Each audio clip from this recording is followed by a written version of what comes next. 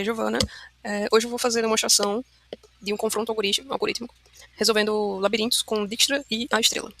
Vai ser uma análise comparativa, avaliando o desempenho desses algoritmos, a arquitetura, a heurística também, dessas estruturas.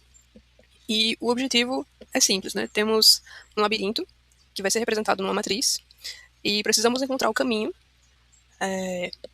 mais curto do ponto de partida até a saída, mas aqui é o pulo do gato, né? Que vai ser uma implementação híbrida. Então, fiz a construção desse algoritmo A estrela e a construção também desse algoritmo Dijkstra, né, que é a base para o A estrela também. Basicamente, os parâmetros do desafio, né, desse labirinto, é ter na matriz a construção a construção numérica, né, considerando o 0 como um caminho livre, o 1 como uma parede, sendo um obstáculo, o 2 como ponto de partida e o 3 como saída, né, o destino final. Aqui no meu arquivo labirinto.dat, temos a matriz 12 por 10.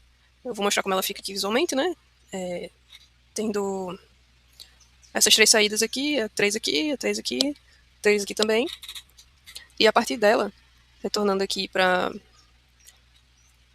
o nosso slide, a partir dessa matriz de dados, né, que faz essa renderização espacial, enfim, toda essa visualização, a gente consegue ver o que torna esse sistema modular, né, mais eficaz, que seria justamente essa classe aqui que vamos usar, que é a classe nó. Só falando um pouco ainda da arquitetura do sistema, ele segue um fluxo de execução que parte do labirinto.java, que faz essa leitura da matriz, né, que gerencia as instâncias da classe nó. O arquivo main.java faz a execução geral, né, de todos os arquivos em conjunto para fazer a análise realmente desse desafio.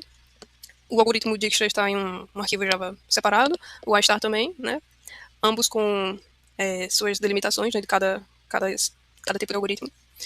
E o resultado, né, que consolida o caminho, mostra ali a análise realmente em cima do que foi encontrado a partir de tempo, né, o desempenho. E aqui tem mais detalhado a questão da classe nó, a implementação realmente dela, como é que foi separado essas delimitações que existem na matriz, né, dos parâmetros que foram utilizados. E veja que ela é implementada com o comparable, que foi fundamental, né, na implementação, porque isso fez eu permitir que a priority queue, que é a fila de prioridade, ordene automaticamente os nós. E aqui também tem o método compare_to, que, enfim, basicamente é aqui que acontece a mágica, porque a fila sempre vai extrair o nó com o menor f, que no Dijkstra é o g, e no A estrela é g mais h. Aqui, dando continuidade, e já falando do Dijkstra, né, ele é um algoritmo que acaba fazendo uma busca exaustiva, já que ele tem um tipo de expansão em onda. Ele vai crescendo nas mesmas direções, né, ao mesmo tempo, sempre de forma contínua. Enfim, basicamente, essa expansão em onda, ele faz essa análise de todos os caminhos vizinhos, baseando-se unicamente no custo acumulado desde a origem, né, que seria o custo G. A garantia matemática que eu pontuei aqui seria que ele sempre encontra o caminho mais curto absoluto, já que ele varre todas as possibilidades. E o ponto 3 também é que ele acaba tendo um ponto cego, que é justamente fazer essa exploração cegamente em todas as direções, acabando por esbarrar na saída, né, mas desperdiçando também processamento em áreas completamente opostas ao destino que está sendo buscado, né, o destino final. Eu vou mostrar também como é que está o Dijkstra aqui, né, no código. E aí, basicamente, percebam que a fila é ordenada aqui apenas por G, né, a distância que é a percorrida, e o Dijkstra não tem noção de onde está a saída. Dá uma rápida demonstração do resultado, né, da execução, de como é com o Dijkstra aqui. O labirinto foi carregado, né, as dimensões, as saídas 3, o labirinto original. E aqui com o Dijkstra, vejam que ele encontrou a saída, mas ele explorou 31 nós para isso. E aí, como é que seria feito para poder melhorar, né, esse resultado? E aí que a gente usaria, realmente, o algoritmo A estrela, que é baseado no Dijkstra, mas é aprimorado. Ele é uma evolução, né, do Dijkstra diretamente. Ele também tem o CG, que é o custo real, ele é a herança do Dijkstra, né, a distância percorrida desde a origem. Tem o H, que é extremamente importante, que é basicamente a mudança entre um e o outro, que é a heurística, que seria a novidade aqui dele, né? Um estimativo inteligente da distância até o destino. Ele consegue ter essa base prévia de noção espacial, né? O vetor magnético também entra como fator importante, porque o A estrela ele não vai procurar em todas as direções. Ele é atraído até a saída. E aqui também temos a demonstração, né, como é que foi que eu implementei aqui o A estrela. E, basicamente, a diferença agora é que a fila é ordenada por F igual G mais H. Caminhos que se aproximam da saída têm prioridade, e os caminhos que se afastam do destino ganham peso F punitivo e acabam sendo ignorados, né? Como foi mostrado aqui. E mostrando aqui também o resultado a partir do A estrela. Esse aqui é o caminho encontrado do Dijkstra. Já o A estrela aqui, a gente tem visualmente, né, essa mudança dos nós explorados, né, que passou de 31 para 28, o total do caminho, questão de quantidade de passos para conseguir encontrar essas saídas, e o caminho, de fato, encontrado aqui.